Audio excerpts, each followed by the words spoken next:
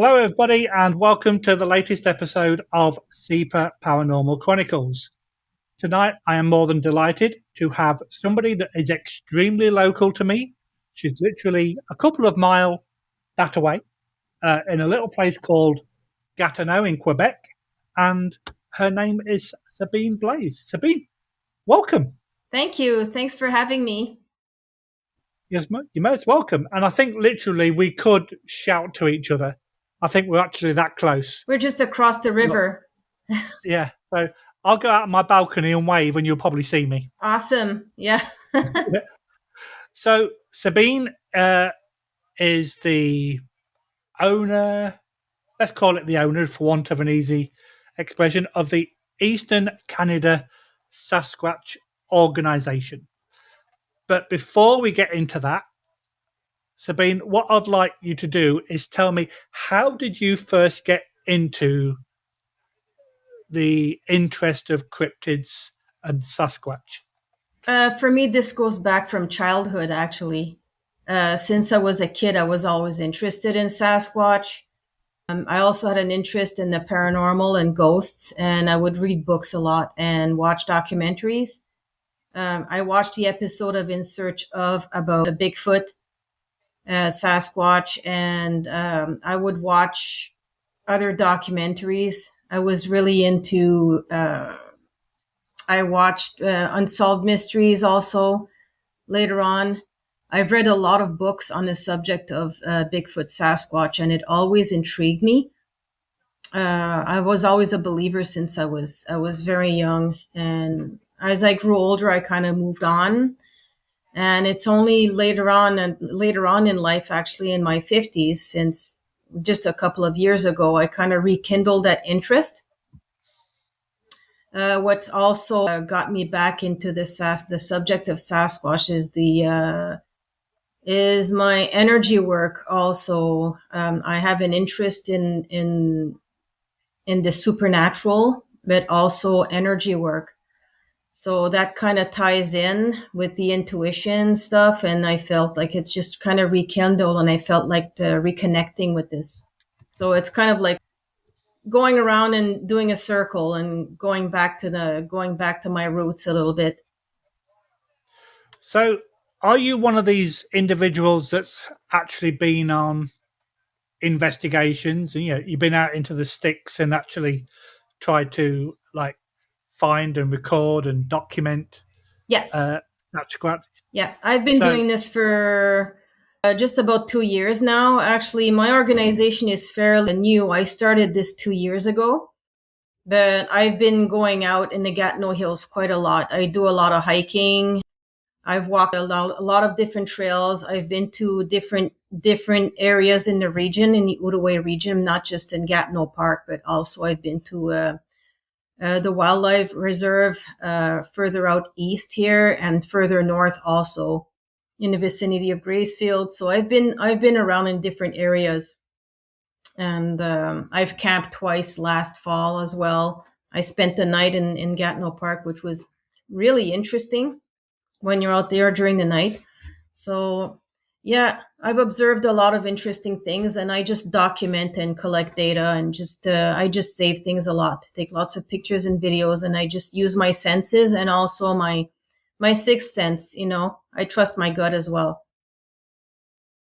So would you say that you've ever had any genuine encounters per se? Well, not visual encounters. I have not had any sightings as of yet. But I think I've had some indirect encounters in terms of hearing wood knocks. I've heard some whoops, some strange owl calls in the middle of the day. I've smelled some unusual odors while I was out on some of the trails that were not there before. So there were some signs, indirect signs. I've also noticed some anomalies. When I go out, I always take a lot of pictures and videos. And after, when I get home, I just review footage and I review pictures a little bit more carefully. And I've noticed a couple of odd things. So definitely Do you want to tell us about these anomalies? Well, yes. In one of my videos, I visited a certain location in Gatineau Park twice, which was up on a mountain. And the second time I went there, I was going back to follow up after my first visit. And when I got home, I felt, well, okay, not much happened. It was just a nice hike. And 10 days later, I was going through some videos. And in one of my videos, like up on a tree line, you can clearly see a big round shape in the trees. It looks like a head, like a large head that was not there the previous hike. It wasn't there because I had comparison photos and videos of the location. And even when I was there, 6 minutes before, you can see like maybe a bit of a shadow between the trees. But 6 minutes later, I stopped and I took a video and I panned around in the video, and you can clearly see this dark shape. It looks like a big round head that wasn't there before. And I thought that was rather strange. And if you zoom into the head, you can almost see a face. So I'll just leave it at that. But I have that saved, and that was 2 years ago in the summer of 2024. And it's actually So this you, video. This didn't happen far from here. so you're definitely giving me the idea not to go into the Gatineau Hills. Well, go there, but go with the awareness, and just pay attention to signs. And I don't think there's any danger to that. Like my first camping trip was alone. Actually, I camped solo in Gatineau Park, and I spent the night there. And you can really hear the footsteps, and you can hear the sounds, and you can hear trees cracking, like loud cracks. It is scary. I'm not going to lie. I was kind of scared, but I don't sense any danger. It's more intimidating. I don't feel like I'm going to be attacked by them. My biggest concern when I'm camping alone or I'm camping in general is bears. That I don't think those were bears at all, because bears don't stomp around on two legs and walk confidently in the dark. You can hear like clear bipedal footsteps in pitch black darkness. Bears don't sound like that. So it's very interesting, but it's also to pay attention and not, it's hard not to get scared. I'll be very Yeah. honest. I was scared. The second trip also, I was scared too, because the noises came back. As soon after dark, I find a time when the activity starts is usually immediately at dusk, as soon as the sun is down and it's dark enough. Like this was in the fall, so around 8 o'clock in the evening seems to be the time where they're very active. The night starts, that's when they come out, and they were super active, and they seemed very curious because they were approaching my campsite. They were actually coming towards me. And by 10 o'clock at night, they're gone. It's like they move on, they go about their business. So that's my experience. I can't speak for other researchers and other people who've had experiences like that. But both times I was out at night, they're definitely more active than during the day. And it's early in the evening. That's where there's most of the activity. As soon as it's dark, they come out and they come towards you. You don't have to go and chase them. Or you see some people, they go out there and they're looking for Bigfoot or hunting for Bigfoot, the hunters. I find you go out there and you let them come to you. That Yeah. seems I to kind be of have. that seems to be my approach, and that seems to be what works for me, because I find when I'm out there, these seem to come close, and they watch you, even if you don't know they're there, they're watching you. And I think sometimes when you're hiking, they can even follow you. They check your movements. They're very, very observant and Yeah. curious. I can kind of relate to the paranormal side of that, because if I go on an investigation, I kind of go off by myself and go into like the quiet areas and then see what comes to me, so to speak. But for people that don't know the Gatineau Hills, yeah, obviously I can see them from my balcony, and all you see is vast hills and vast trees. Yes. With an approximate like figure, how big would you say the Gatineau Hills are approximately? Oh, I forget the exact surface of the Gatineau Hills. Like the entire region is very big. We're talking Gatineau Hills. It starts from basically the Ottawa River, and if you go north, you're going to Maniwaki, which is 2 hour drive from here. So the Gatineau Hills is actually very vast, and then it goes from the wildlife reserve at Papineau-Labelle, which is east of here, and then it extends all the way to the Pontiac region.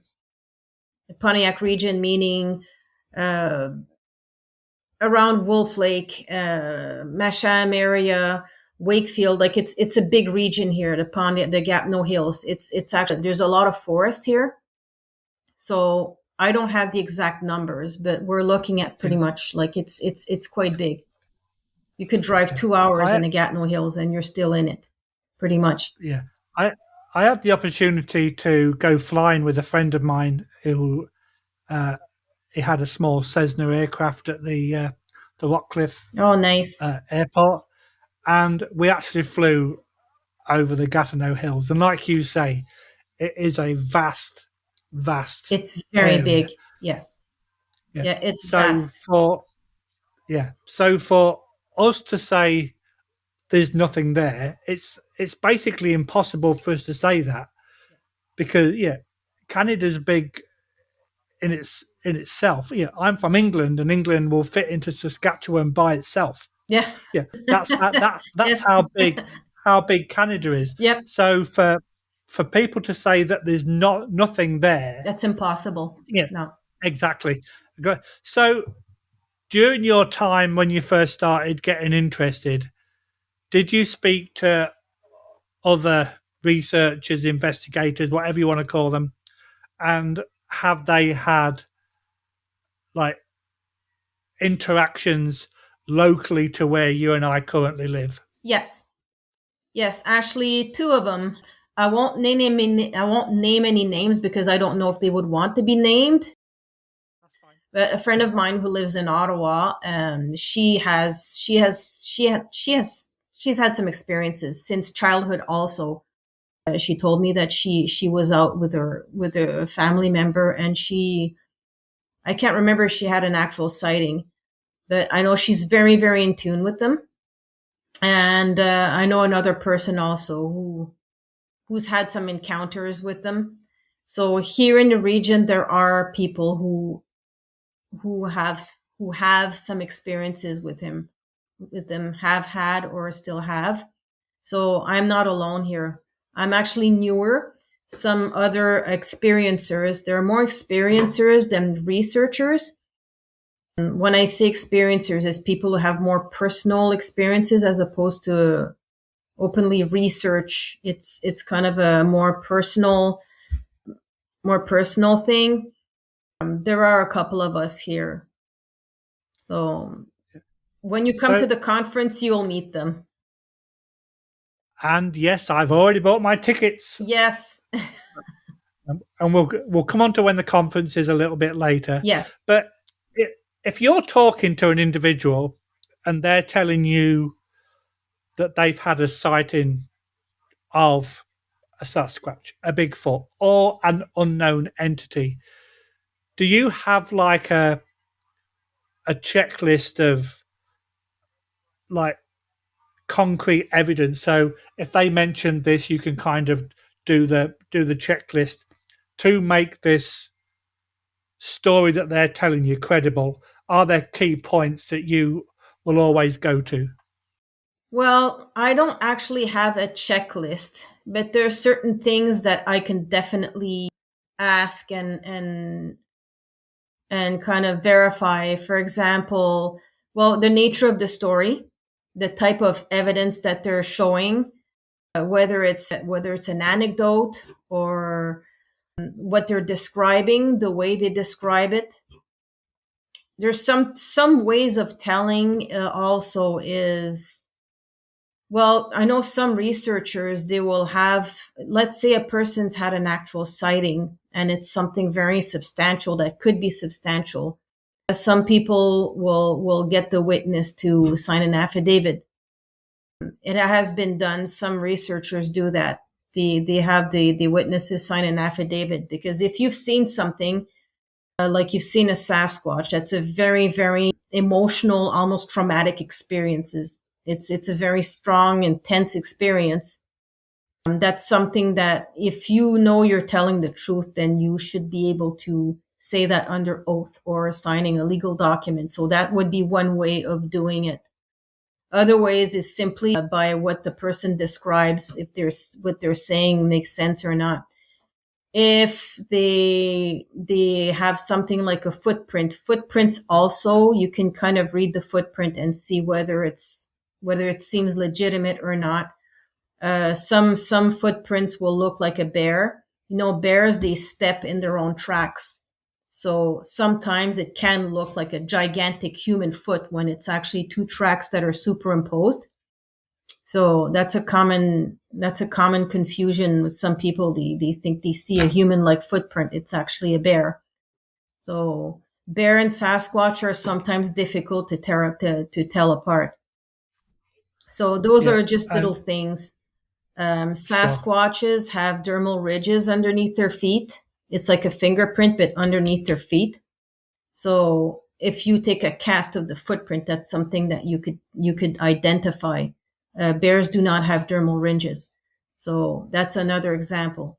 There's some little things that you can look for.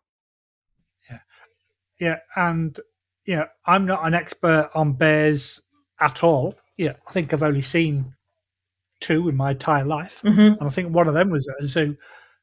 But one thing about bears is that they don't tend to be bipedal by nature. They tend to walk on all fours.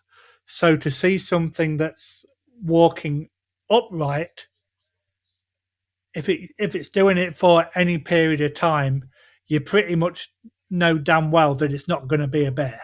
Exactly. Yeah. Bears can stand up and walk a couple of steps on 2 legs on their back feet. Like they tend to stand on their back legs because they want to sniff. You know, bears have a very sensitive sense of smell, so they need to sniff to understand what's going on and get information. But other than that, you won't see a bear marching on 2 legs, with the gait of a human and the arms swinging. You're not going to see a bear do that. There's a difference, So, and also, we don't know for sure, but some people have seen the Sasquatch. They can crouch down.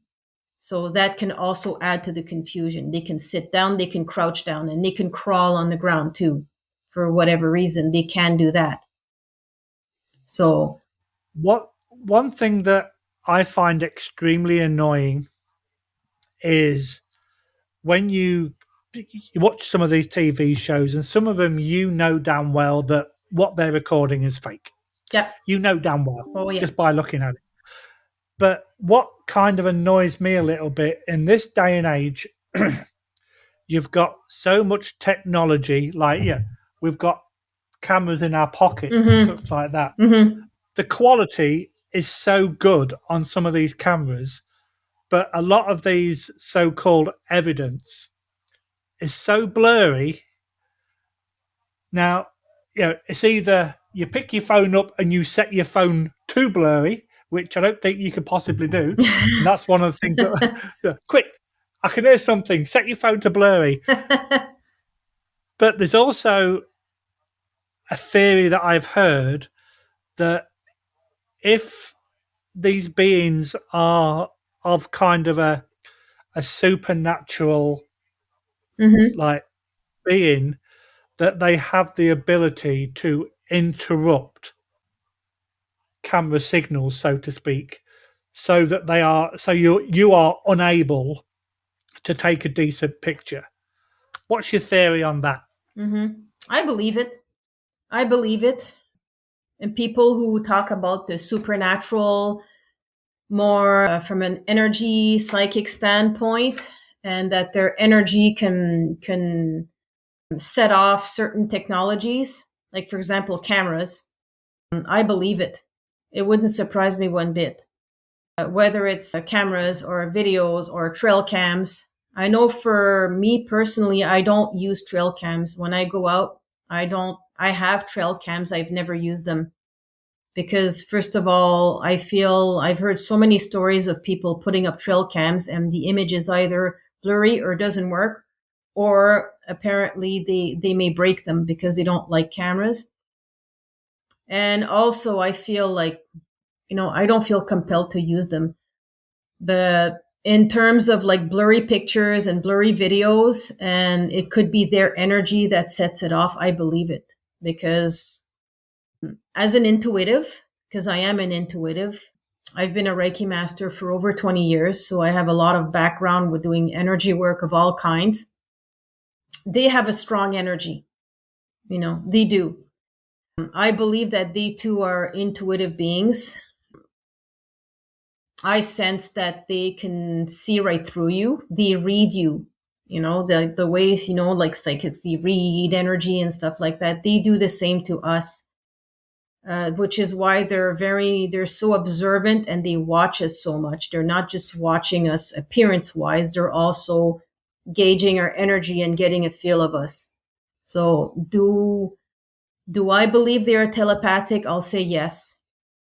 I will say yes. I know a lot of people have said it. I know I have some friends who have encountered them who say they're telepathic. I know some other people also who speak at my conference who are indigenous, who are very in tune with them, and they say the same thing. And I believe it.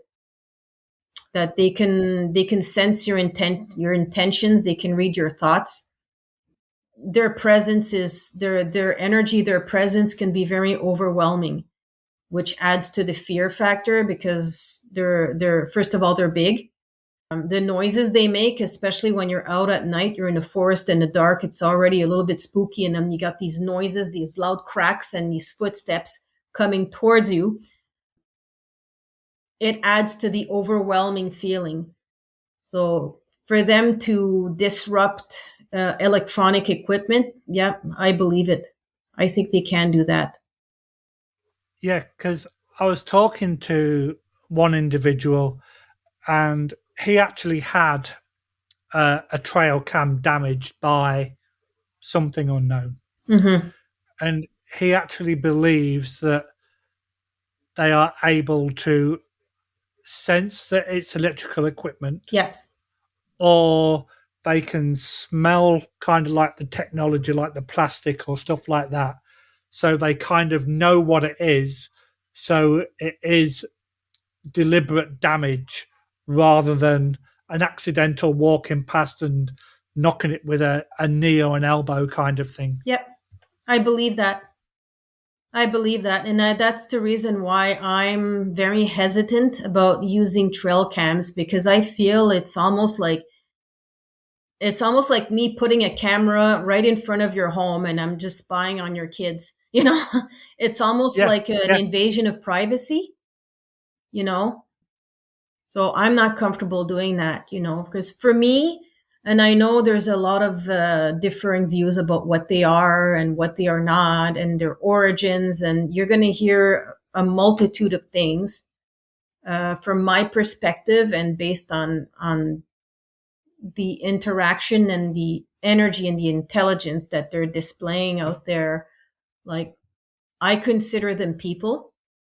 So as people, I feel I feel a very strong respect for them, respect for the environment. And when I go into the woods, I feel like I'm going into their home. That's their environment. I'm going into their space, their home. So I'm a little bit mindful about, things like putting up cameras or leaving things or, I try to be as respectful as possible.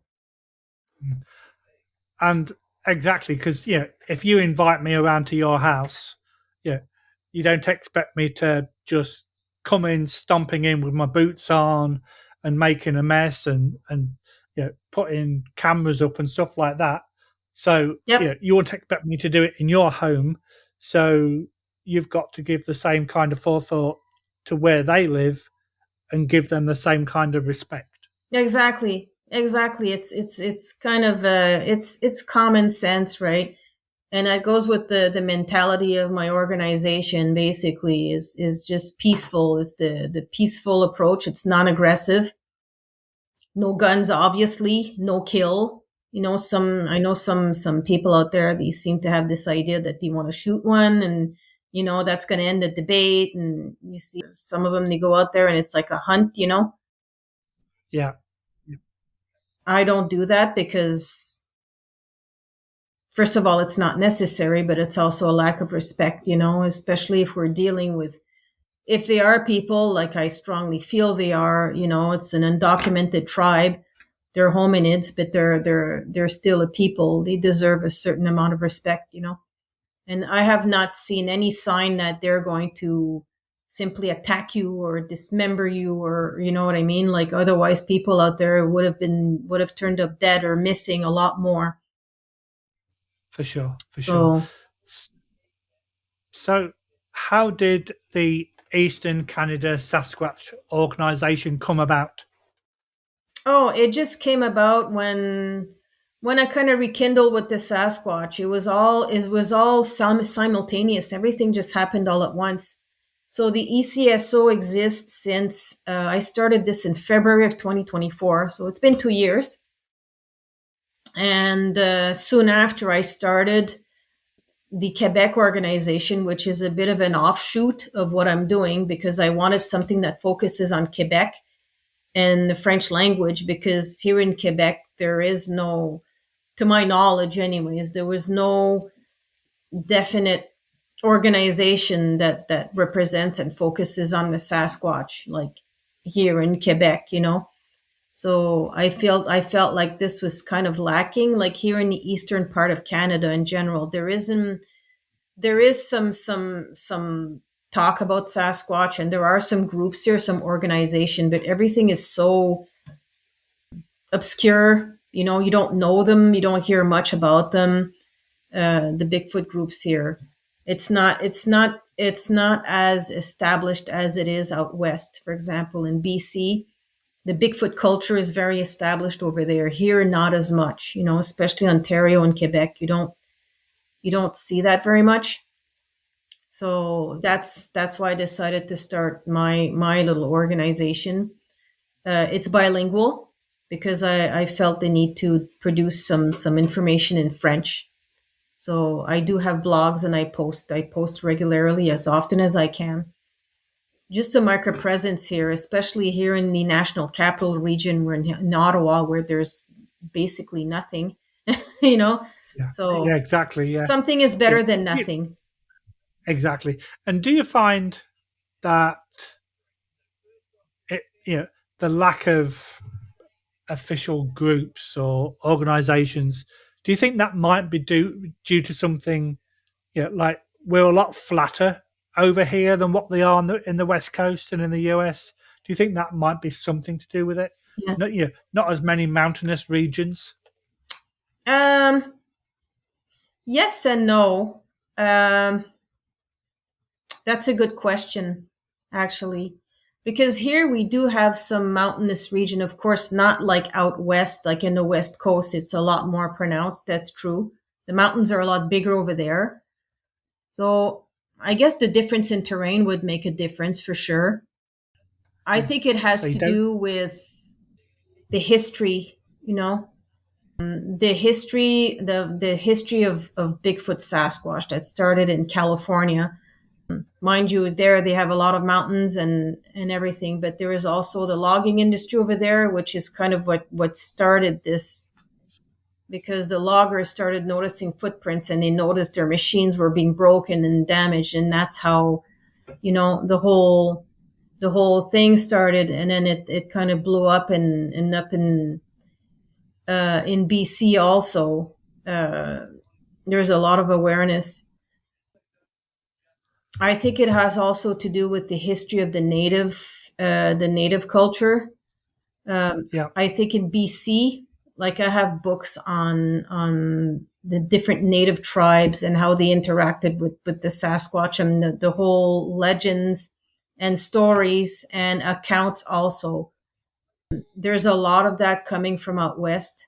There seems to be a lot more than here. For some reason, I don't know if it's the Pacific climate that means there's more Sasquatch over there, or there's just more, because the forests were a lot bigger. The trees are bigger, the more ancient forest. It's like the rainforest over there. So Yeah, for maybe sure. that's why. Yeah. And one point to note is you started ECSO in February 2024. We started SEPA in February of 2024. Wow. But I only heard about you. Probably, I don't know, how long have we been in touch? 3 or 4 months. It's true, eh? It's weird. Yeah, it's really weird. So you decided to do a conference in 2025. How did that come about? The idea for the conference, actually, I was planning this the same year I started the organization, which is in 2024. I wanted to start an event because I felt like I knew different researchers and experiencers in Ontario and Quebec. And we've been talking about, I kind of floated the idea around about organizing a conference, and the response was like, yes, we should do this. The response was positive. There was an interest because, like I see here in the National Capital Region, we've never had a Bigfoot event. There's very, if not a lot of activity in that sense. So I knew I wanted to start this conference. So I started planning this like soon after the first year. That was already in the works for me. It became more, I think it was, when did I decide to actually do this? I think it was in the summer or in the fall of 2024. That's when I officially, started talking more to people about doing this and asking around, who wants to be a speaker. And I got like a lot of people right away.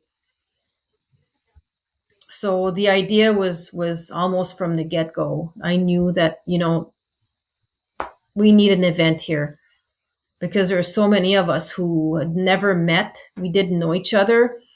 So, and there's like people from all over Ontario, all the way from Niagara to Northern Ontario to Eastern Ontario here, and in Quebec also, Northern Quebec, the far eastern part of Quebec. We're like scattered all over the place.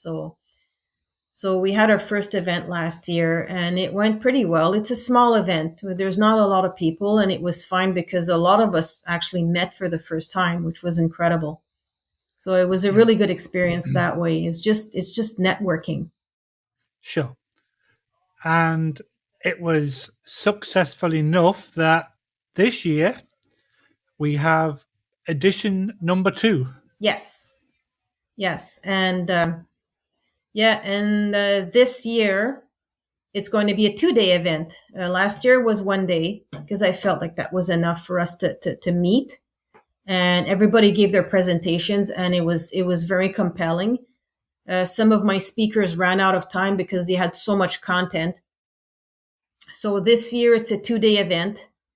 Some speakers are going to have more speaking time. I have more speakers compared to last year. I've got some new people on board. So it is getting bigger, and we'll see how it goes. But so it's building. I think it's going to be a build-up. Good. Yeah. For somebody that's not been to one before, like me, I've been to Comic-Con conventions, so I know what they're like. But for a new person coming to the Gatineau-Ottawa Sasquatch Conference, yes, what can I expect to take to occur? What you can expect is, first of all, is speakers all day, every day. The speakers, as soon as the conference starts, we have an opening ceremony, and then we start off with the first speaker, and it's just back to back, pretty much. It's all the speakers giving their presentations. We have vendors. There's going to be some vendor booths, people selling their merchandise, etc. There is also going to be a draw. That's something new that I'm doing this year. I'm going to be selling tickets for a 50-50 draw and for some Bigfoot merchandise. At the end of the first day, it's not determined yet, but I'm planning either we go for a hike somewhere in Gatineau Park, or we just go to a local pub nearby, probably in Chelsea or somewhere. We'll just so we can I like that idea. Yeah. We go to a local pub and just go chill out and continue the conversations, because there's so much discussion, there's so much conversation.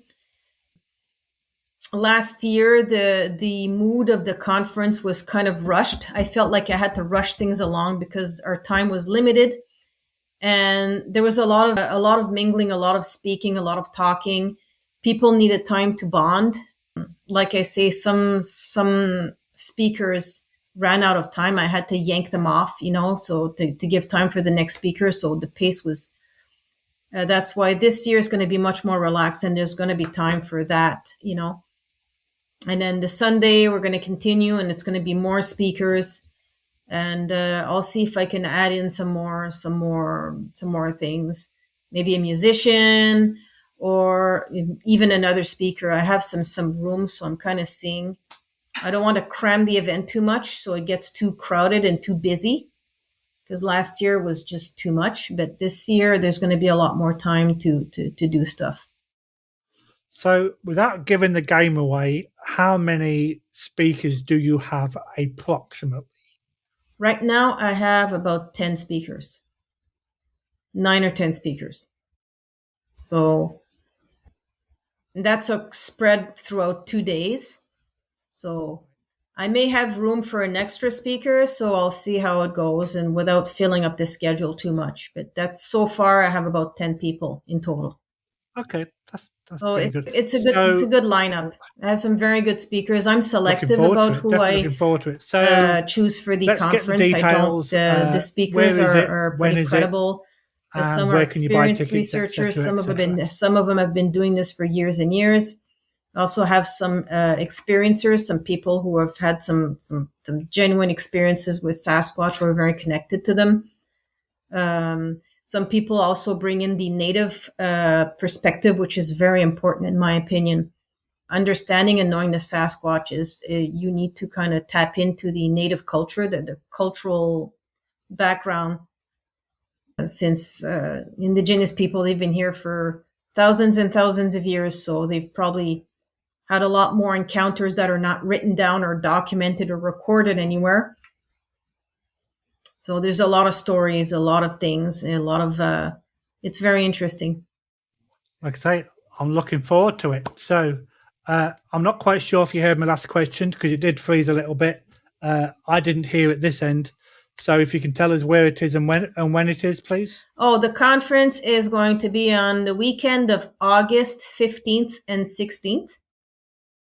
And it's going to be held at the Log Cabin here in Gatineau. The address is 331 Boulevard de la Cité des Jeunes. It's near the Cégep in Hull. Those of us who know the region have roughly an idea. Boulevard de la Cité des Jeunes, there's the Heritage College, and then there's the Centre Asticou, and then there's the Log Cabin, and after that there's the Cégep. Like there's a whole bunch of schools and colleges side by side. So yeah, it's very easy access, free parking. And there's tickets still available? Absolutely. Yeah, the tickets are still available. You can either buy tickets on eventbrite.com, just search the event, or you can send me an email at ecsobigfoot@gmail.com, or you can just show up at the door. So people can just show up at the door, and if you want admission at the door, that's fine. Yeah. I was about to ask you where can they find you, but I think you've just answered that question. Yes. Well, yeah, I have a blog. I have blogs on the internet on Blogger. So one of my blogs is ecso-bigfoot.blogspot.com. That's one of them. I also have a group on Facebook people can just search Eastern Canada Sasquatch Organization. And I also have a page. And there's a page for Quebec also, Organisation Sasquatch Quebec. You can just search that and you can join and follow. That's great. So apart from edition 2 of the Gatineau-Ottawa Sasquatch Conference, have you got anything else lined up? Are you already planning for the 3rd year? Yes. I always wait for the next year to see how things go, and that tells me what to do for the 3rd year, which is why this year I decided to add a 2nd day, because after the 1st year, I was like, this is crazy. We need 2 days so we have more time to, talk and elaborate and exchange information. So there will be a 3rd year. I'm pretty sure of that. I just need to see how it goes with the 2nd year. This is my 1st year selling tickets. And so I need to see what the attendance is like, and that's going to tell me how much space this event really needs. But it's a really good location. I don't know if you've been to La Cabane en Boiron yet. Yeah, it's a beautiful place. It's a log cabin. It's really, really nice. There's washrooms in there. There's a ramp. There's a wheelchair access, free parking. There's like shops nearby for lunch. You can go to just a lot of restaurants nearby. There's an ATM also. So it's a really good location. But I never exclude the possibility of moving the conference somewhere else if need be. But yeah, there will be a 3rd year. And I know there was a demand also for group hikes and organizing like some camping trips, some Squatch camping out there. I don't exclude that possibility either. It's just a little bit early for me, but that would be nice down the road. For sure. Okay, Sabine, it's been an absolute pleasure. Well, thank you for having me. You're most welcome. You've given us lots of information on local Sasquatch, can't even say it, Sasquatch that I did not even know about, especially in the Gatineau Hills. I can't wait till August. Yes, until can't wait either. The event occurs. But for now, thank you for your time. It's been an absolute pleasure. Thank you. And we will be seeing each other. I can guarantee that. Absolutely. Thanks a lot. Thanks. Take care. Bye-bye. Bye.